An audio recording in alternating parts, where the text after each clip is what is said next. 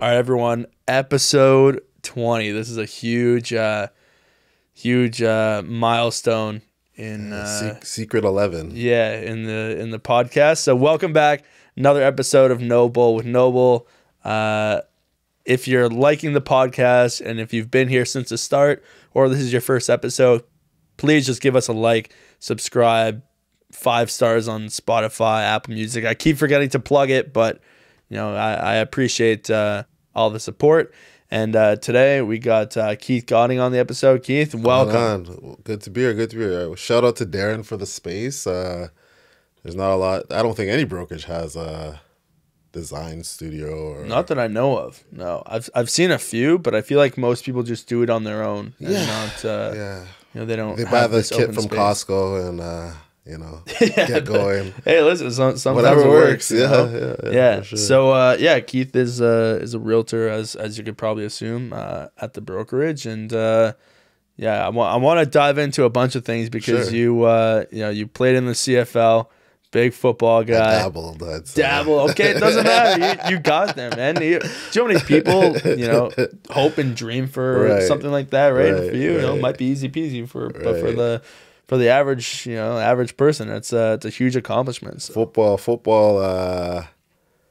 I always played basketball growing up. Some might say I was a star. And you stop growing, so then coach is like, "Hey, come play football," and I was like, "Definitely not. I'm not getting hit. I don't like to get hit." And then I got in trouble one day at school, and it was like, "Hey, you can either get suspended or you can cut the football practice." Really? Yeah. That was the option. That's literally what happened. That's crazy. Mr. Townsend, yeah. So shout out to him. Or Mr. Townend, excuse me. Yeah. And ever since then I just loved it. And yeah. What position did you play? Receiver. So I played receiver, yeah. So instead of getting hit, you're trying to you're dodging getting hit. You're trying to not get hit, and there's a lot of technical things about that. That's one thing people don't know about football. It's very technical. You have to be very smart, as contrary to popular belief. It's a really good sport. Yeah, I didn't realize. I think only in the past couple of years that one of the biggest things about the telltale of a good receiver is their eyes. Oh yeah. Right? It's like figuring out how to move your eyes in a certain way because the cornerback is the one who's looking at them, and as soon as you make some slight movement to one side or the other, like they're catching on. Yeah, the DB's taught to look at two things: your waist and your head movement. So, and a good DB will never go on the first move. So if I make a juke to the right, he's gonna stay where he is. But if I give him a look here, look there with my eyes, manipulate with my eyes, it's one of the things I was actually coaching this weekend.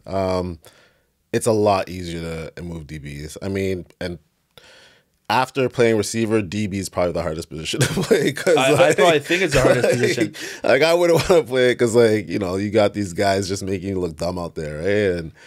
But DB's tough. I think it's the hardest. But I think it's the hardest position because as a receiver, you're dictating where you're going, whereas the DBs they have to read exactly and stay tight where you're going. So how did you get into real estate from there? Yeah, so it's a huge change. I was playing. I went to college, University of Bishop. Shout out BU, and got together with my parents and we got our first rental property out there. So out in Sherbrooke. So, not many guys look like me out in Sherbrooke, especially not speaking. I didn't speak a lick of French at all. Thought it'd be a good idea instead of renting a place, and definitely worked out. And then kind of got the bug from there. Went to, like I said, dabbled in the CFL a bit, up and down, all around. Played in 4 different organizations. How long did you play for? So I played. So I came in at 2008. I was done, let's say 2013, I think, something like that. Every year you get the call, you're waiting for a call, or you're not sure what's going on. I was never really established, right? So that's kind of the life of a guy who's not established. It's like, you know, you're on the bubble every day. Every day is like the most important day. You don't want to do anything to screw up, or you always got to do something to impress. So I lived that life for a bit. You know, don't regret any of it. It was fun. It was good times. You know, people look back and always want to have blame. Oh, this coach didn't like me. No, you just weren't good enough, buddy. I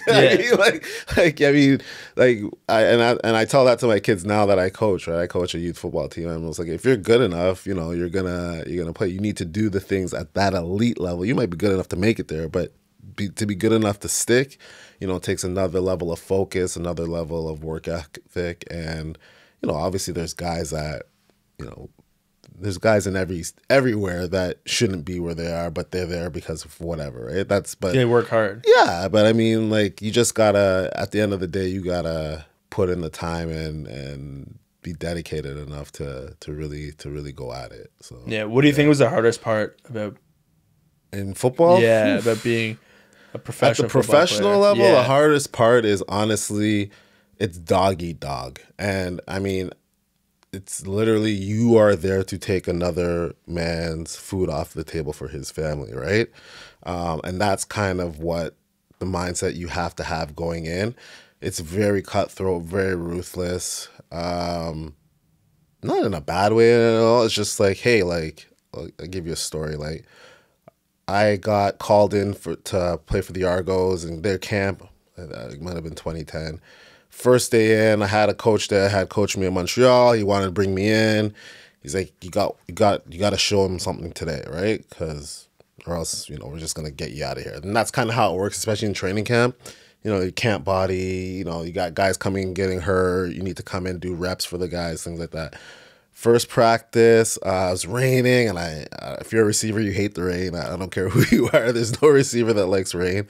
And ran a slant, one-on-ones, dropped the ball. Who was the coach that year? Barker. Barker was like, got it. If I see you drop another pass, you're out of here. And like, you know, you're still, this is my second team. I made it around a bit, but second team, you know, you want to impress, and it's like, damn, like, and I knew he was serious. Oh, like, of course they're serious. serious. He was not playing. Like, he was, because, you know, they bring guys in like me or whoever to make an example to the rest of the guys, right? Like, he was here today, gone him on. I've seen it, right? So next play, I'm like, damn, I gotta do something. I remember it was a terrible ball. It was wet where I scooped it up. I was like, thank God.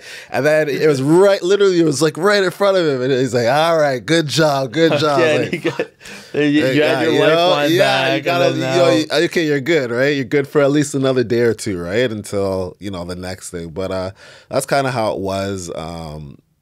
You know, like, you just gotta, a lot of football is kind of not necessarily who you know. It's just you gotta be able to impress the right guy, because the coach, your position coach, for example, might be, you know, he might be your position coach now, but he might be up for an OC job or a head coach job somewhere else. So you always got to take that into account when you're, you know, in the pros, right? Because they might run a system that the other players that they go into, they might not like, and there's a lot of turnover and things like that. So it's just, honestly, sticking is just being yourself, being a good guy, and you know, and working hard. Working hard. Course, yeah. You got to work hard. There's just no bones about it. But the hardest part, man, I mean, is that, like, that pressure, because it'll make or break a lot of guys. We've seen a lot of guys that just can't take it. You know, they just mentally, it's probably exhausting too, because like you said, every single day you're coming in there and you don't know if you're gonna have a job tomorrow. Yeah, and especially in a training camp environment, you hear that at, you know, 6 a.m, you kind of know, you know, like, that's, they're there to cut you. You know what I mean? Like, that's kind of, you know, the harsh reality of it, right? Yeah, you put in all the time and the effort and the hard work. I remember it was my BC year, and I was coming back, and I was just like, okay, I'm gonna. And then you get a call, like, you know, in March and before the draft, and I was like, yeah, we're not gonna. Or actually, in this case, it was an email, right? And it's like, yeah, we're not gonna, you know, we're gonna terminate your contract, things like that.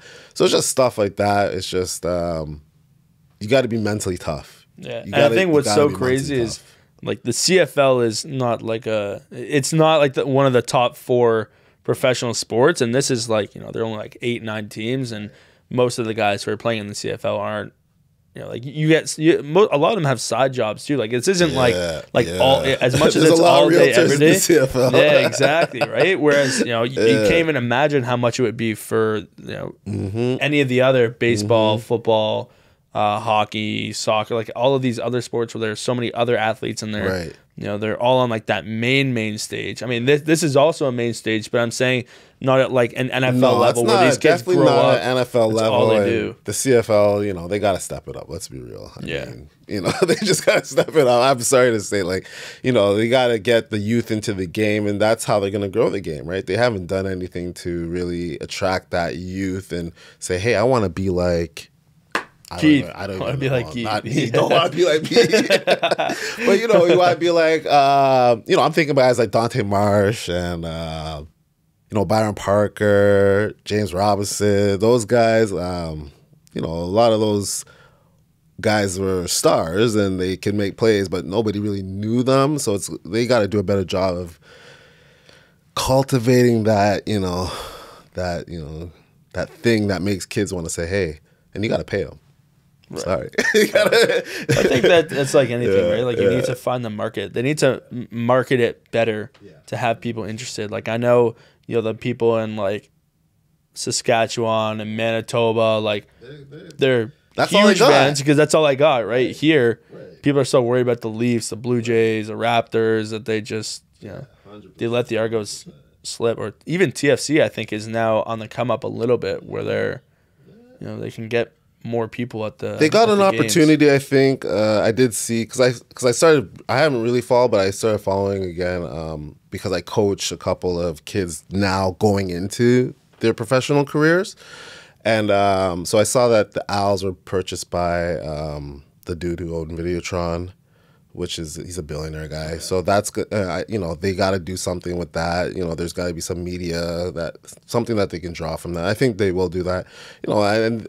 Don't get me wrong, they never do anything to not promote the game. They want to promote the game. It's just there's a bigger market. Yeah, there's constraints, right? There's financial constraints. There's other constraints that they got to consider. But they'll do better. They have to do better, and I think they will. So yeah. And I guess we can not really shift, but bring that back to real estate. Yeah, where we're in a job. Yeah.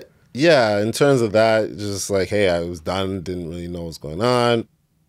I had a friend who was doing pre-construction, and they're like, you should do it. You have rental properties, things like that. Why don't you try it? And I'm okay, well, sure, why not? And then that's kind of how it came about, yeah. And here you are. Here I am. And instead of, someone getting on you for dropping the ball, and now it's you getting on yourself for dropping the ball, right? You can't drop the ball, man. You have people, people's lives are, kind of depending on, getting things right. So you want to be able to. Do you think that your work ethic that you had from football translates over to here? Absolutely. Because you're a contractor, right? In professional sports, you work for yourself. You're part of a team, but you work for yourself. You got to take care of your body. You got to wake up at 4 a.m. to do the workouts. You got to, set your schedule to do your massages. All of those things. So, that's the stuff that you applied in football is definitely applicable in professional, like non-football life. So, yeah.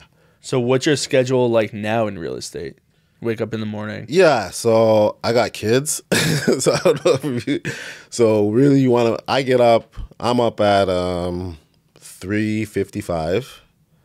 Hit the snooze. Yeah. So I'm up at 4:05. I'm downstairs. I'm still workout, so I still hit the gym or whatever. And I don't know if you guys saw, I put a little steam room in my basement, so I hit the steam after. And it's so nice. There's a steam room at my golf club, and the best thing you can do for your house is put a steam room in your house. 100%. It's so nice. Yeah, like I have it in my golf club. Like after a round, if it's hot, if it's cold, I'll just hop in there, steam for a little bit, have a shower. You feel so good after. It's not an expensive reno. It's not a $30,000 thing like some No, you just people, put it into you the just shower, put right? it into the shower or outside of the shower there, and boom, you're there. It's like 2K, and yeah, man, it's worth every penny for sure. And then yeah, so there, do some work. Then got the kids, so I have to have a schedule now with the wife, you know, because whatever, you gotta have a schedule, you gotta get that organized. So I'm with them in the mornings. Then it's like, hey, you're on the call, you're calling people, or you're meeting people, or you're organizing events, things like that. You're trying to do some outreach. You're seeing what can I do to get myself to where I need to be today, and that's kind of how that looks. So yeah. And what time do you usually go to bed? Oh, I'm in bed early, man. I'm in bed latest 10 o'clock, the latest. Okay. Now, if I'm out, I got to be home by 12. So yeah, I'm just trying to figure out how much sleep you get on a normal day. Yeah, right? If you're waking up at 4 in the 6, morning, 7 hours. Yeah. Ideally, I like to get 7, but I'll always get at least 6. Okay. I'll always get at least 6, and then yeah, it's just with the kids. You got to plan now, right? Before it's like you could do whatever you wanted. You didn't have anybody to answer to, but you got the kids waking up yelling and da da da da da. It's just a whole thing. The mornings are pretty interesting. I'll just say that. Yeah, because I feel like developing a schedule for our kind of job is one of the hardest things, right? Because although you're running your own business, but you need to make your own schedule. And a lot of people, wake up at whatever time, then I'll check this, I'll check that. Right. And, for someone who has a 9 to 5, they have to be at the office at 9 o'clock, right? And that once 5 o'clock hits, you can leave. I mean, for some people who are working harder jobs, sometimes you got to stay a little bit later. But for us, it's developing that schedule and finding what works best for you to get yourself out there and still be on top of all your clients is so important. Yeah. I think now is a great opportunity because people are saying it's slower and all this, which is wrong. It's not slow at all. Like, it's busy. But now you have the opportunity to kind of differentiate yourself, right? There's people that let's say might be hurting a bit. So when the hurt comes, they kind of pull back and say, hey, I'm not going to do this, I'm not going to do that. I think now is the time you want to lean in and do a little bit more to really show that, hey, like I did an event at a playground, like an indoor playground, and the guy's like, hey, man, you must be hurting. I'm like, nope. No, must it cost you? Nope, I'm good. Like, this is the thing. You want to really sell that message that, no, like, I'm good. Because the biggest thing with, I think, real estate is people want to deal with people they like. You might be whatever, whoever, I don't know, can't think of any superstar or whatever, but if they don't like you, it doesn't matter.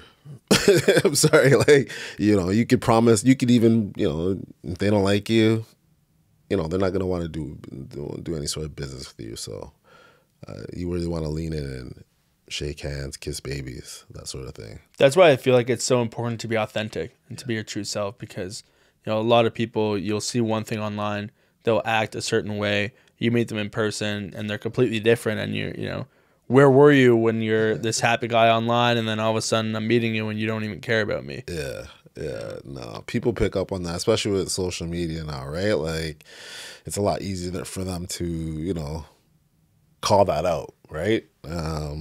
Yeah, so yeah, so yeah, I wanted to talk about that community event a little bit more, because you do a lot of these community events, which I think is so important that I guess I need to start doing, because I haven't done any of those yet, but because I know that you've found success doing it, and you enjoy doing it because it helps you in your community, right? Like, I think was it you that you did like an ice cream truck? Ice cream truck, yeah. And you just moved into the neighborhood or something, and I guess I don't want to take away from your stories, but I mean, just tell us a bit about like the whole idea of the importance of going to these community events and running them and doing all these things. It's just an opportunity. Honestly, to be quite honest with you, it's not anything for business.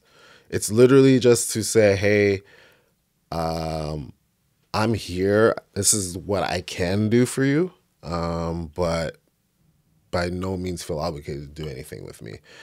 It's, hey, I have young kids, you have young kids.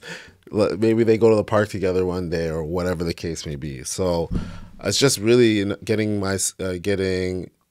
acclimated to the new environment, because I did move into a new neighborhood this past year, and I wanted to do that. But we've had experience doing other events in terms of football things. We've had football clinics and free football events and things like that for the kids. I still, every Sunday I run a free coaching session every Sunday in Ajax. Not because whatever, it's just because I'm number one, I'm working out at the same time because I'm working out with them, and then number two, my kid gets to see me work out, and I'm still helping the other kids that come up, because I think sports and those things are super important. So I think whenever you're talking about doing events or whatever, honestly, do it not because I'm going to meet 50 people, I'm going to get two leads, and I mean, that's great. That's what might happen, but that can't be the only reason, because people see through that. Wednesday at the playground event for Family Day, it was more so, hey, it's Family Day. It's a great time to meet other families, right? Like, you're new to the area, a great time to meet other families, get your kids playing with other kids. What did you do for the event? So big shout out to Treehouse for letting me do that. Literally, I just said, hey, like, I'm 50 free tickets to whoever comes in.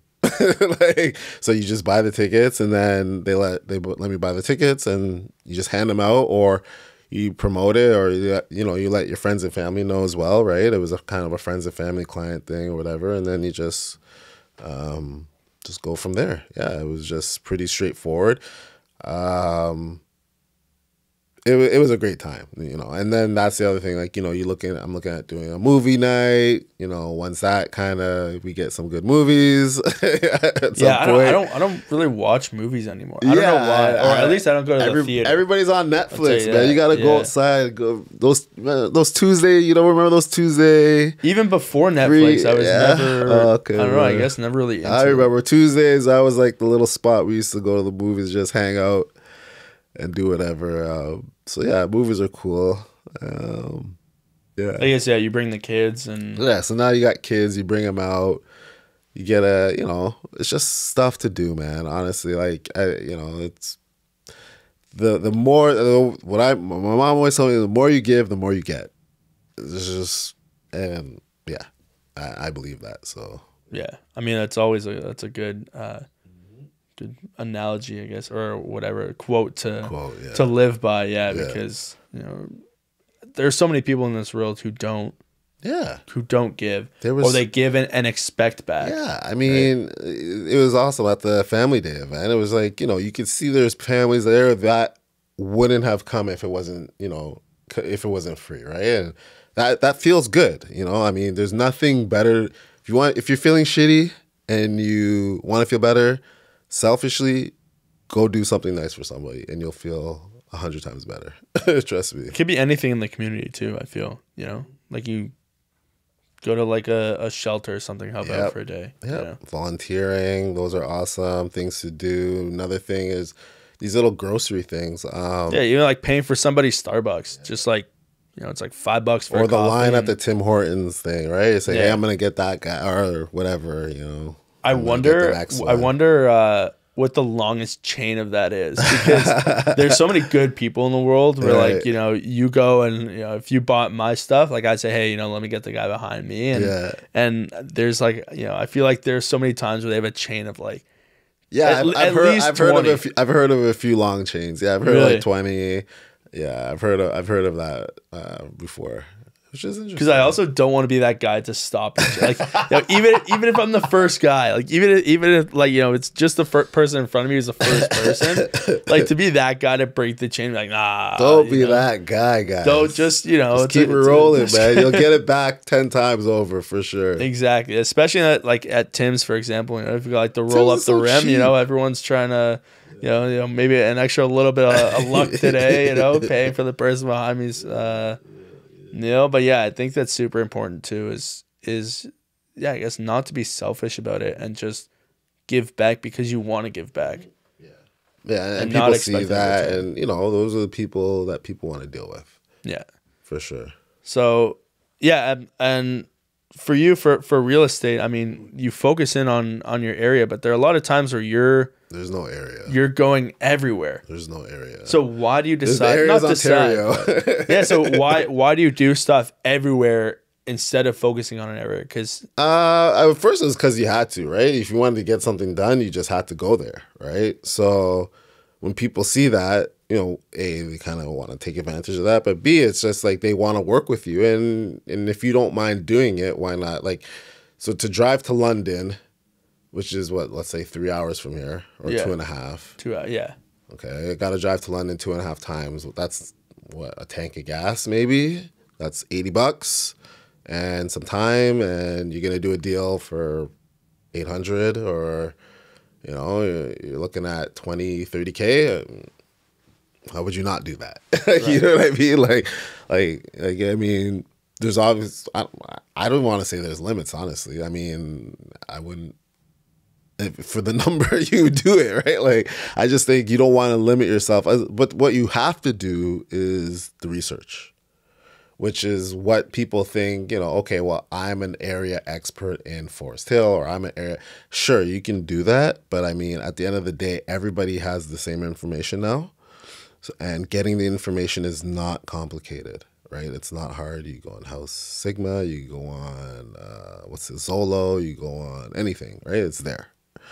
What you want to bring to the table is the expertise of knowing, okay, when I walk in a place and I know it's shit, I can tell you it's shit. Now, will it suck to go see 3 places, drive to London and see 3 crappy places that I know aren't going to work for you? Yeah, but so what? You know what I mean? Like, that's kind of what you were asked to do and tasked to do. So you do it. But yeah, I mean, look, for people who do areas and all that stuff, obviously it works. I mean, there's people that are like, hey, I only do this, and sure, like, that's amazing, right? But I think, especially for guys coming up, I don't think you have the luxury of saying, no, I'm not London or Ottawa or Kingston or whatever. Like, I don't think you have that luxury. You better get like you go grind, and that's part of the things that the client sees, that you're like, okay, this guy's gonna grind. You know what I mean? This guy's gonna, yeah. Like, I want to work with him. I want to help him grow along the way. So They want to see the effort that you put in, and you want to gain the trust from them to. It's people, man. Actually go it's out. people. Yeah. It's all people. Like, if they, if you can demonstrate that you're bringing a value to them in a genuine way, I think it's going to be really good. So how do you find clients? What's your best way to find clients? Because, if you have someone who Referrals. wants to go move out, Referrals. all referrals, mostly? Mostly referrals. Okay. Mostly people that you know. Like, I do very little outside of what I know, and what I do outside of what I know is it comes kind of organically, like those events, things like that. And then you're bringing them into that network. But really, it was more so, hey, I worked with Keith. He did an amazing job. Here you go. He's going to do an amazing job. And then you reward your referrals. That's the key, right? Because not only, now, a lot of them don't want it.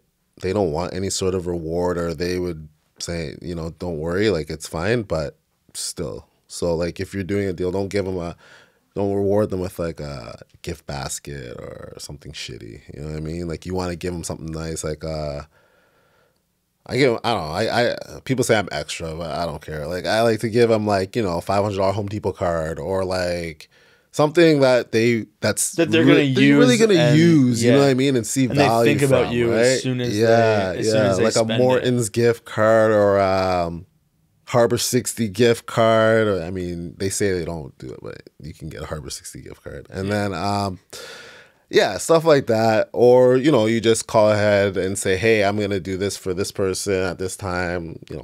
Like for females, spas and things like that. Always a hit, like a day at St. Anne. They'll be like, okay. Like, I mean, I've done like things like that. Yeah, of course. People want to be taken care of. I've gone as far as I got a washer dryer for Really? For a referral client? Yeah.